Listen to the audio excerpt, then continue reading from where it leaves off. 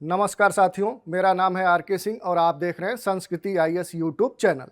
आज हम अपने करंट अफेयर एनालिसिस कार्यक्रम में जिस विषय की चर्चा करेंगे वो बड़ा ही संवेदनशील है और ये जो मुद्दा है या जो विषय है ये अफ्रीका महाद्वीप का एक ऐसा क्षेत्र है जो 90 के दशक से ही चर्चा में बना हुआ है और वर्तमान में भी इस क्षेत्र की काफ़ी चर्चा हो रही है। ये अलग अलग समाचार पत्रों, न्यूज और अलग अलग टीवी चैनलों पे दिखाया जा रहा है।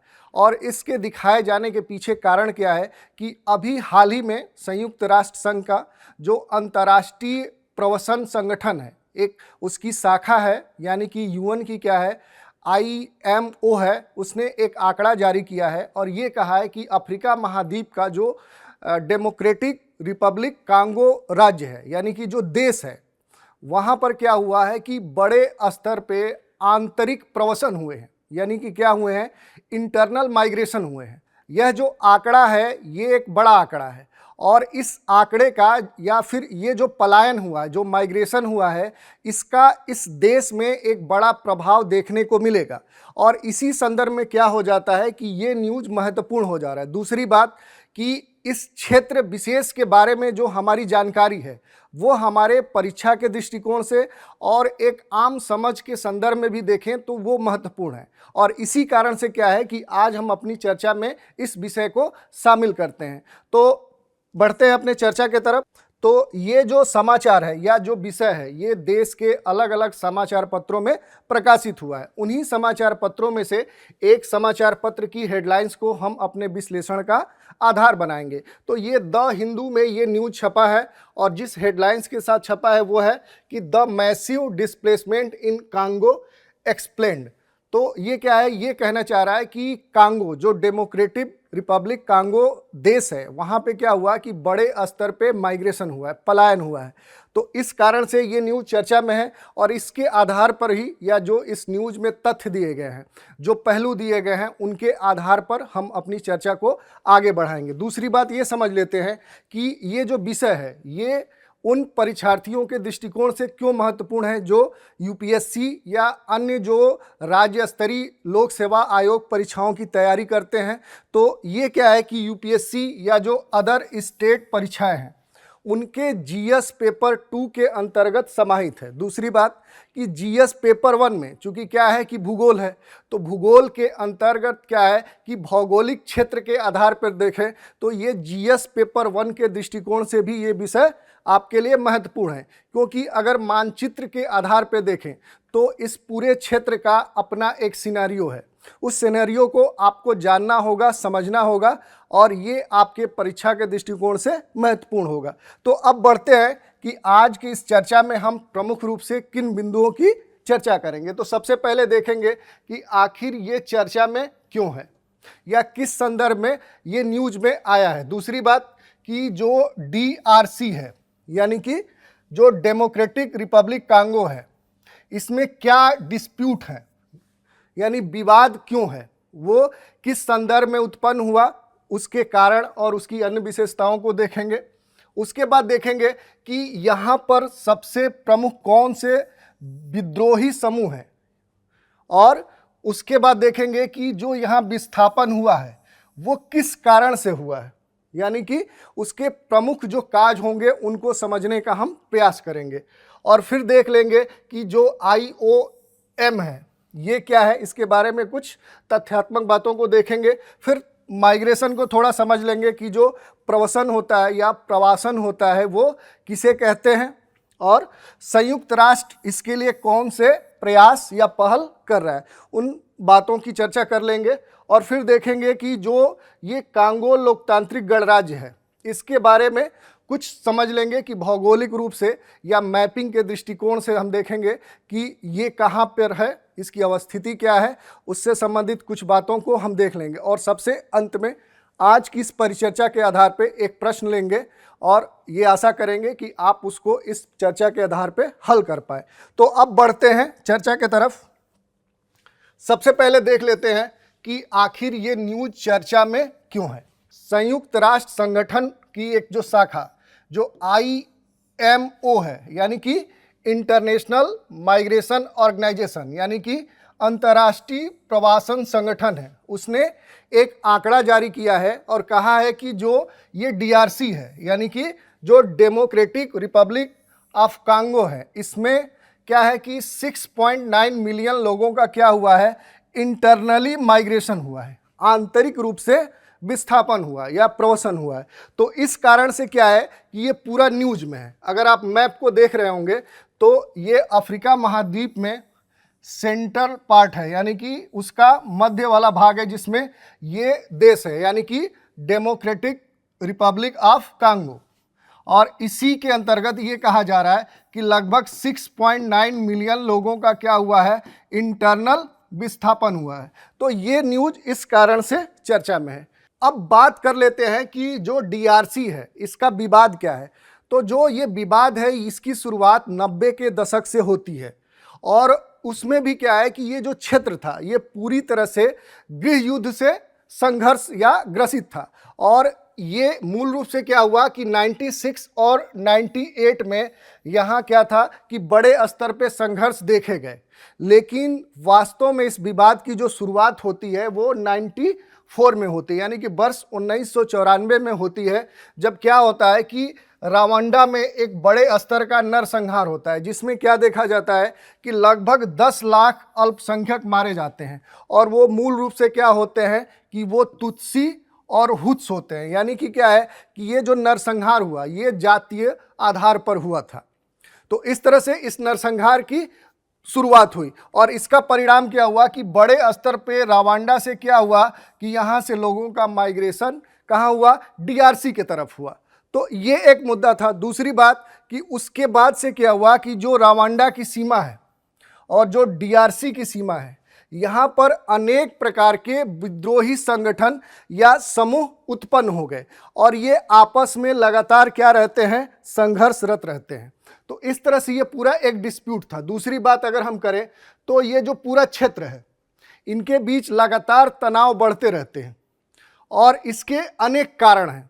उसके बाद क्या होता है कि ये दोनों देश हैं एक दूसरे के ऊपर इस आधार पर आरोप लगाते हैं कि एक कहता है कि वो तुत्सी और हुतू के नेतृत्व वाले विद्रोह को क्या करता है, समर्थन करता है, तो फिर दूसरा देश यही उसके ऊपर प्रत्यारोप लगाता है। तो इस तरह से क्या है कि आरोप प्रत्यारोप की जो कार्रवाई है ये चलती रहती है। दूसरी बात, अगर संयुक्त राष्ट्र संघ की माने तो ये जो पूरा क्षेत्र है यहाँ पर क्या है कि जो सबसे बड़ा संगठन है वो है M23, लेकिन इसके अलावा भी क्या है कि जो उत्तरी क्यू है और जो दक्षिणी क्यू है, यहाँ पर क्या है कि इतुरी, तंगानिका और पूर्वी प्रांतों में 100 से भी अधिक ऐसे समूह या संगठन बन गए हैं जो विद्रोही समूह की तरह कार्य करते हैं। तो ये जो दो क्षेत्र हैं उत्तरी क्यू और दक्षिणी क्यू, जो हमने पहले ही कहा कि जब ये रवांडा से माइग्रेशन डीआरसी के तरफ हुआ तो ये क्या था कि सबसे जो संलग्न राज्य था वो क्यू था, तो सबसे अधिक इसी राज्य के उत्तरी और दक्षिणी भाग में माइग्रेशन हुआ। तो ये हमने देख लिया कि जो विवाद था और उससे संबंधित जो प्रमुख बातें थी। अब बात कर लेते हैं कि यहाँ पर कौन से प्रमुख विद्रोही समूह हैं। तो हमने बोला कि सबसे बड़ा जो समूह है वो M23 है। अब ये क्या है, तो National Congress for the Defence of Peoples के सदस्यों ने एक अपना समूह बनाया और उसको नाम दिया M23। विद्रोही समूह मुख्य रूप से क्या है कि वहाँ जो तुत्सी समुदाय के लोग रहते हैं ये उनका संगठन माना जाता है और ये कहता है कि हम क्या करते हैं कि डीआरसी में जो रवांडा से लोग आए हैं उनके हितों की रक्षा करने के लिए ही हमने ये संगठन बनाया है। तो इनका अपना क्या है, ये तर्क है। दूसरी बात कि जो रवांडा है ये डीआरसी पर तुत्सी के नेतृत्व वाले M23 समूह का समर्थन करने का आरोप लगाता है। अब बात कर ले कुछ अन्य ग्रुपों की, तो एक ADF है यानी कि एलाइड डेमोक्रेटिक फोर्सेज। अब ये क्या है कि ये एक नया समूह है जो युगांडा में स्थित क्या है, अपना संचालन, अपनी गतिविधियों को संचालित करता है, क्योंकि युगांडा क्या है कि इन देशों से जुड़ा हुआ एक इसका पड़ोसी देश है। दूसरी बात अगर करें तो ये जो पूरी तरह से जो डीआरसी में क्या कर रहा है कि लगभग 99 से ये लगातार सक्रिय है। दूसरी बात प्रमुख क्या है कि जो बाद में इस्लामिक स्टेट आया है ये उसको समर्थन करता है, यानी कि अंतर्राष्ट्रीय स्तर पे क्या है कि उसके प्रति अपनी प्रतिबद्धता जता चुका है। तो इस कारण से क्या है कि ये एक अंतर्राष्ट्रीय स्तर पे चर्चा में बना हुआ है। अब हम देख लेते हैं कि इस क्षेत्र में जो विस्थापन हो रहा है वो किस कारण से हो रहा है और उसके प्रमुख कारण कौन से हैं। तो जो सबसे प्रमुख कारण है कि असहिष्णुता है, और साथ ही क्या है, यहाँ पर लगातार क्या होते हैं, रिवोल्ट, विद्रोह, इस तरह की घटनाएं या संघर्ष होते रहते हैं, जिसके कारण क्या होता है कि लोगों को बड़े स्तर पे समस्याओं का सामना करना पड़ता है, उनको अपने जन धन की हानि सहनी पड़ती है, जिसके कारण से क्या होता है कि लोग अपनी सुरक्षा को ध्यान में रखते हुए यहाँ से माइग्रेट लगातार कर रहे हैं। यानी कि जो रवांडा है, इस नरसंहार के बाद लगभग यहाँ से क्या हुआ है कि 2 मिलियन लोग क्या हो चुके हैं, यहाँ से विस्थापित हो चुके हैं। क्योंकि पहली बार क्या हुआ कि रवांडा से लगभग 2 मिलियन शरणार्थी कहाँ पहुँच गए कि ये पहुँच गए कांगो में, जिसके कारण से क्या है कि वहाँ संख्या बढ़ गई और संसाधनों की कमी थी, जिससे क्या है कि वहाँ पर अनेक समस्याएं उत्पन्न हो गई। इस कारण से भी क्या हुआ कि इस पूरे क्षेत्र से अनेक प्रकार के लोगों ने क्या किया कि अलग अलग समस्याओं के कारण अन्य स्थानों पर विस्थापन किया। दूसरी बात, यहाँ पर लगातार क्या होता है कि खतरे की समस्या बनी रहती है, यानी कि यहाँ कभी भी संघर्ष बन सकता है, यानी संघर्ष की स्थिति उत्पन्न हो सकती है, जिसको देखते हुए यहाँ से लोग क्या हो रहे हैं, लगातार माइग्रेट कर रहे हैं। अब बात कर लेते हैं कि जो यहाँ पर एक राजनीतिक अनिश्चितता, अस्थिरता बनी हुई है, और साथ ही क्या है कि यहाँ पर कोई शासन या गवर्नेंस अस्थायी रूप से नहीं है, क्योंकि यहाँ पर जो संगठन है ये यहाँ के शासन को या उसके नियमों का पालन नहीं करते हैं, जिसके कारण है जो आम नागरिक है उनको अनेक समस्याओं का सामना करना पड़ता है। दूसरी बात, जो डीआरसी के क्षेत्र है, इसके अनेक क्षेत्रों में क्या है कि कई जातियाँ हैं, उनका शासन है, और जिसके कारण क्या है कि किसी एक सरकार को कोई भी संगठन या समूह मान्यता प्रदान नहीं करता है, जिसके कारण से क्या है कि यहाँ पर एक सरकार नहीं होने के कारण एक समावेशी शासन बन नहीं पाता है। तो ये भी एक कारण है कि इस क्षेत्र से अनेक लोगों का जो विस्थापन हो रहा है। दूसरी बात अगर हम करें तो यहाँ पर कोई एक प्रतिनिधित्व का अभाव है, साथ ही शक्ति, क्षेत्र और संसाधनों के संघर्ष के कारण क्या हो रहा है कि इस क्षेत्र में अनेक समस्याएं बनी हुई हैं। अब बात कर लें कि यहाँ पर जो क्षेत्रीय तनाव है, तो ये क्या है कि एक क्षेत्र का दूसरे क्षेत्र से संघर्ष लगातार बना रहता है, और इस कारण से क्या है कि अनेक मानवीय संकट यहाँ पर लगातार बने रहते हैं, और अक्सर क्या होता है कि यहाँ पर लोग मारे जाते हैं। एक आंकड़े की माने तो इस साल अकेले इस क्षेत्र में लगभग 1400 लोग मारे गए और 600 से अधिक क्या हुए, इस हमले में घायल हुए। इन कारणों के साथ एक अन्य कारण भी है कि यहाँ पर क्या है कि अंतर्राष्ट्रीय स्तर पर कोई प्रमुख हस्तक्षेप नहीं है, यानी कि क्या है कि अंतर्राष्ट्रीय संगठन जो है इस समस्या से निपटान के लिए कोई खास पहल अब तक नहीं किए हैं। तो ये क्या थे कि इस पूरे क्षेत्र में जो यह माइग्रेशन हो रहा है उसके प्रमुख कारण थे। अब हम बात कर लेते हैं कि अंतर्राष्ट्रीय प्रवासन संगठन क्या है। तो मूल रूप से क्या है कि जो इस संगठन का निर्माण किया गया था वो किया गया था 1951 में, और ये इसलिए किया गया था कि जो द्वितीय विश्व युद्ध हुआ था, जिससे प्रभावित जो लोग थे उनके माइग्रेशन होने के कारण उनको पुनर्वास प्रदान किया जाए, उनको क्या किया जाए, सामाजिक जो सुरक्षा है वो प्रदान किया जाए। इसको ध्यान में रखते हुए इस संगठन का या इस क्या कह सकते हैं कि इसका निर्माण किया गया था। अब बात कर लेते हैं कि विश्व में कितने देश इसके सदस्य हैं। तो वर्ल्ड में लगभग 175 जो कंट्रीज है इसके सदस्य हैं, और भारत भी क्या है इस संगठन का एक सदस्य है, और इसके द्वारा विश्व स्तर पर जो प्रवसन होते हैं उनको प्रत्येक वर्ष एक रिपोर्ट और एक आंकड़े के रूप में प्रस्तुत किया जाता है। तो ये हमने देख लिया कि आखिर ये संगठन है क्या। अब बात कर लेते हैं कि माइग्रेशन होता क्या है। तो क्या है कि किसी एक क्षेत्र से दूसरे क्षेत्र में लोगों का जो विस्थापन होता है उसी को हम क्या बोलते हैं, माइग्रेशन कहते हैं। अब ये जो माइग्रेशन है ये अलग अलग प्रकार से हो सकता है। किसी एक ही क्षेत्र में उसके अंतर्निहित या उसके अंदर ही क्या होगा, एक क्षेत्र से दूसरे क्षेत्र में हो सकता है, या फिर एक देश से दूसरे देश में हो सकता है, या फिर ये भी हो सकता है कि ये महाद्वीपीय स्तर पे हो। तो इस तरह से क्या है कि ये माइग्रेशन के प्रकार हो सकते हैं। और जो प्रवासन होता है ये अस्थाई भी होता है, अस्थाई भी होता है और दैनिक भी होता है। तो ये क्या है कि ये अलग अलग स्तर पर क्या है कि इसका वर्गीकरण है। अब बात कर लेते हैं कि संयुक्त राष्ट्र ने इसके लिए कौन से प्रयास किए हैं। तो सबसे जो पहला प्रयास किया वो क्या किया 1948 में इसने क्या किया कि शांति की स्थापना के लिए पश्चिम एशिया में सैन्य पर्यवेक्षकों को क्या किया, इसने तैनात किया। दूसरी बात कि यह मिशन संयुक्त राष्ट्र शांति संचालन विभाग और परिचालन विभाग की सहायता से संचालित किया जाता है। और इसका जो उद्देश्य होता है वो मेजबान देशों को संघर्ष की स्थितियों में शांति की ओर या संक्रमण करने के लिए सहायता प्रदान करना होता है। तो इस तरह से क्या है कि जो ये संयुक्त राष्ट्र है ये क्या करता है, कुछ प्रयास करता है। और इसी के अंतर्गत क्या होता है कि जो शांति रक्षक या संघर्ष जो ग्रस्त देश हैं उनकी सुरक्षा के साथ साथ क्या होता है कि राजनीतिक और शांति निर्माण में भी ये सहायता प्रदान करता है। और संयुक्त राष्ट्र के जो शांति मिशन है उनका भी ये मार्गदर्शन करता है। और मुख्य रूप से 3 बुनियादी सिद्धांतों पर यह काम करता है। पहला क्या है कि पार्टियों की सहमति, इनके बीच में क्या हो, निष्पक्षता बना रहे, और आत्मरक्षा के साथ जनादेश की रक्षा के अलावा जो यहाँ पर बल प्रयोग हो रहे हैं उन पर रोक लगाई जाए। तो इस तरह से इसके हमने कार्य देख लिए।